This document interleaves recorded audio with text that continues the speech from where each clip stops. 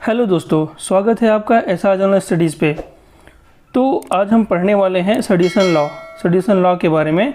ये देशद्रोह या फिर राजद्रोह होता क्या है, तो हम इस लेक्चर में देखते हैं सेडिशन लॉ होता क्या है। तो फिर शुरू करने से पहले मैं आपसे पूछूंगा एक क्वेश्चन जो कि बहुत इंटरेस्टिंग है, आर्टिकल 19 से रिलेटेड। ये क्वेश्चन क्या है कि which of the following is not specially mentioned in article 19 of the constitution?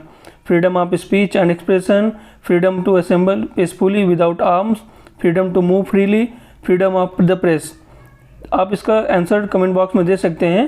वैसे मैं वीडियो के अंत में इसका आंसर तो दूंगा ही। तो चलिए शुरू करते हैं सेडिशन लॉ के बारे में। तो सेडिशन लॉ होता क्या है, हम इसको परिभाषित कैसे करेंगे, जो कि एक स्टैंडर्ड परिभाषा हो सकती है कि मतलब sedition law which falls under section 124 of the Indian penal code is defined as any action that brings or attempts to bring hatred or contempt towards the government of India। मतलब ऐसा कोई व्यक्ति या ऑर्गेनाइजेशन जो कि government of India के प्रति कोई हेटर्ड पैदा कर रहा है या कोई ऐसा करने की कोशिश कर रहा है जो कि पब्लिक में ऐसा कुछ फैलाने की कोशिश कर रहा है जिससे दंगा भड़के या फिर गवर्नमेंट के खिलाफ कोई गलत भावना भड़के, तो उसके ऊपर सेडिशन लॉ लगाया जा सकता है, जो कि आईपीसी 124A के तहत आते हैं। तो थोड़ा जानते हैं सेक्शन 124A जो कि आईपीसी की धारा है, इसके क्या प्रावधान है। अगर कोई इसका उल्लंघन करता है तो उसको क्या सज़ा मिलती है, या फिर उसको अरेस्ट किया जाता है तो उसको लेके क्या प्रावधान है। ऐसा कोई भी व्यक्ति जो कि बोलने से या फिर लिखित या फिर संकेतों से ऐसा कुछ करने की कोशिश करता है जैसे कि दंगा जैसी स्थिति की सिचुएशन बने, या फिर ऐसा कुछ हो कि एक ग्रुप ऑफ पीपल या कोई भीड़ को भड़काने की कोशिश करे सरकार के खिलाफ, तो उसके खिलाफ सेडिशन लॉ लगाया जा सकता है। तो इसके तहत क्या होता है कि अगर सेडिशन लॉ लगता है किसी भी व्यक्ति पर तो उसको आजीवन कारावास भी हो सकता है, या फिर उसको जुर्माना लगाया जा सकता है, साथ में 3 साल की जेल भी हो सकती है। और ये एक ऐसा लॉ है जिसके तहत कि किसी व्यक्ति को अगर एक सेडिशन लॉ के थ्रू अगर अरेस्ट किया जाता है तो वो नॉन अवेलेबल होता है, यह गैर जमानती होता है। तो सेडिशन लॉ का हिस्टोरिकल बैकग्राउंड देखते हैं, ये आया कहाँ से और इसको लिया गया, ये इसको मतलब इनेक्ट कैसे किया गया।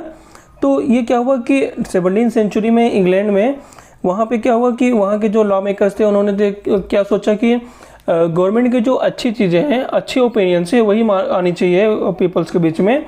जो गवर्नमेंट की बुरी चीज़ें हैं वो लोगों के बीच में नहीं फैलनी चाहिए, क्योंकि जो गवर्नमेंट की बुरी चीज़ें हैं वो पीपल में फैलेंगी तो वो गवर्नमेंट के लिए अच्छा नहीं है, वो गवर्नमेंट की पॉलिसीज़ के लिए सही नहीं है। और ये इंडियन पिनल कोड के 1861 में सेडिशन लॉ ऐड नहीं किया गया था। ये 1870 में वहाबी रिवोल्ट के बाद इसको ऐड किया गया था इंडियन पिनल कोड में।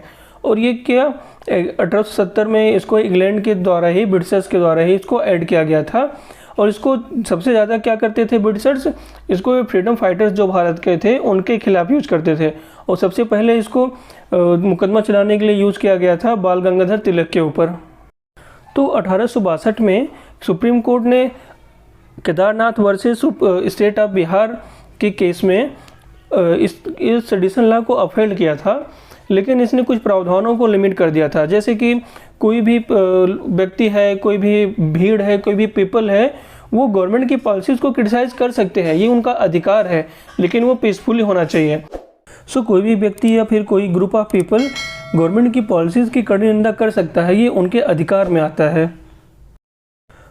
1995 में Balwant Singh versus state of Punjab के केस में ऐसा कुछ हुआ था कि उसमें बलवंत सिंह ऐसे थे कि उन्होंने कुछ स्लोगन किया था कि जिसमें कुछ देशद्रोह जैसा या राजद्रोह जैसा कुछ सिचुएशन बन सकता था।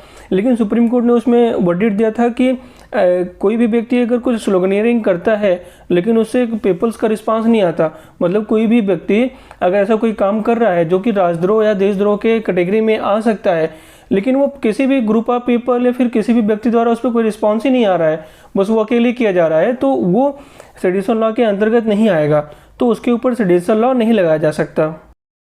तो हमारे जहन में एक ऐसा भी सवाल उठ सकता है कि क्या भारत को सेडिशन लॉ की ज़रूरत है भी कि नहीं।